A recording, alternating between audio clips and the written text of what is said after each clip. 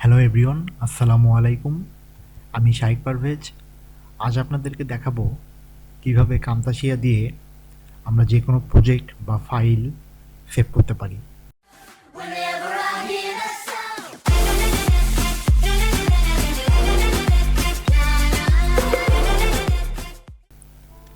তো আমরা সাধারণত কামতাশিয়াতে অনেক ধরনের টিউটোরিয়ালের কাজে ব্যবহার করি, বা অনেকে আমরা দেখা যায় যে ভিডিও নিয়ে কাজ করি। তো সেইটা যখন আমরা সেভ করতে যাব তখন আমরা কোনো অপশন খুঁজে পাই না। দেখুন, এখানে সেভ প্রজেক্ট দিলে আসলে কিন্তু সেভাবে সেভ হয় না। অর্থাৎ আমরা যে MP4 বা বিভিন্ন ফরম্যাটে যখন সেভ করতে চাই, তো সেই ফরম্যাটগুলো কিন্তু আমরা পাই না। তো আমরা সেটা কিভাবে করব? ধরুন আমি একটি ভিডিও এখানে নেব। দেখুন কিভাবে আমি নেব। ধরুন ইম্পোর্ট মিডিয়া, এখানে আমি যাব। ইম্পোর্ট মিডিয়াতে যাওয়ার পরে আমার যেখানে ভিডিওটি আছে আমি সেখান থেকে বের করব। তো দেখুন ধরুন আমি এই ভিডিওটি নেব এখান থেকে। তো আমি এটাই নিয়ে আসলাম। তো যখন আমি এখানে নিয়ে আসলাম, দেখুন তখন এখানে চলে আসছে।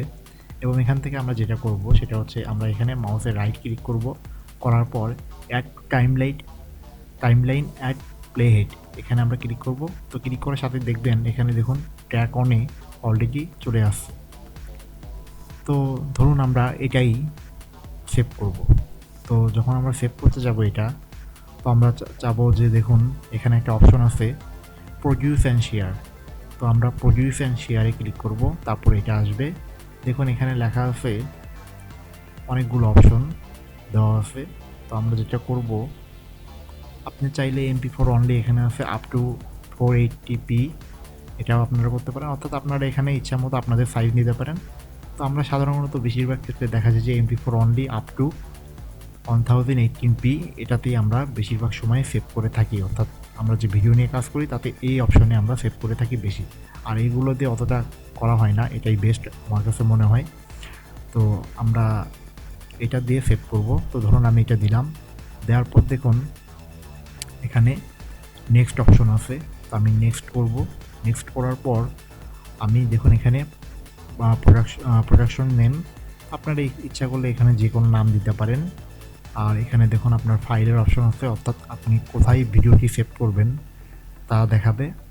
তো দেখুন আমি যখন এটা সেভ করব, এখানে দেখুন অলরেডি চলে আসছে সেভ অ্যাজ টাইপ MPEG4, অর্থাৎ MP4 ফরম্যাটে আমি ফাইল সেভ করব সেটা কিন্তু অলরেডি চলে আসছে।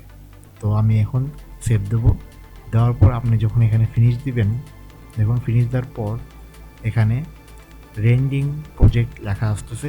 এটা 100% হলেই আপনার ভিডিওটি সেভ হয়ে যাবে। তো আমরা একটু অপেক্ষা করি।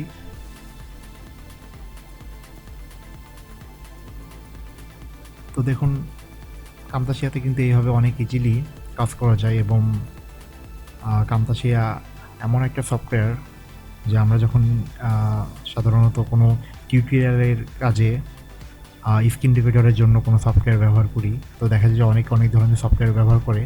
তো আমার কাছে মনে হয় যে কামতাশিয়াতে ওয়ান অফ দ্য বেস্ট একটা সফটওয়্যার, আপনারা ইউজ করতে পারেন। আর এটা নিয়ে ক্র্যাক নিয়ে অনেক সমস্যা হয়, যেহেতু সবাই ফ্রি জিনিসটাই চায়। তো সেটার জন্য ক্র্যাকগুলো ভাঙ্গা এবং ট্র্যাকগুলো ভেঙে সেটা নিয়ে কাজ করা, যাতে মানে কোনো রকম সমস্যা না করে। তো সেই বিষয়ে আমি পরবর্তীতে আলোচনা করব। তো দেখুন আমাদের যে ভিডিওটি আমরা সেভ দিয়েছিলাম, অর্থাৎ রেন্ডেন যেটা হলো, সেটা কিন্তু অলরেডি আমাদের তৈরি হয়ে গেছে। তো আমি এখন যদি সেই অপশনে চলে যাই, অর্থাৎ যেখানে আমার ভিডিওটি সেভ হচ্ছে, দেখুন এখানে কামতাশি এই স্টুডিও আছে, এখানে আমি সেভ করে রেখেছিলাম এবং ওটার নাম ছিল আনটাইটেল। তো আমি আনটাইটেলের ভিতরে গেলে দেখুন এখানে এটা চলে আসছে। এবং আমরা যখন এটা প্লে দেব, সাপোজ আমি এটা প্লে দিলাম, চলে আসছে। তো এইভাবে কিন্তু আমরা ভিডিওগুলো সেভ করতে পারি। তো সবাইকে ধন্যবাদ। আমার ভিডিওগুলো যদি আপনাদের ভালো লেগে থাকে তাহলে অবশ্যই আমার ভিডিওগুলোতে লাইক দিবেন এবং শেয়ার করবেন, আপনাদের মতামত জানাবেন, এবং অবশ্যই আমার চ্যানেলকে সাবস্ক্রাইব করবেন। সবাইকে ধন্যবাদ জানিয়ে এখানেই শেষ করছি। আল্লাহ হাফিজ।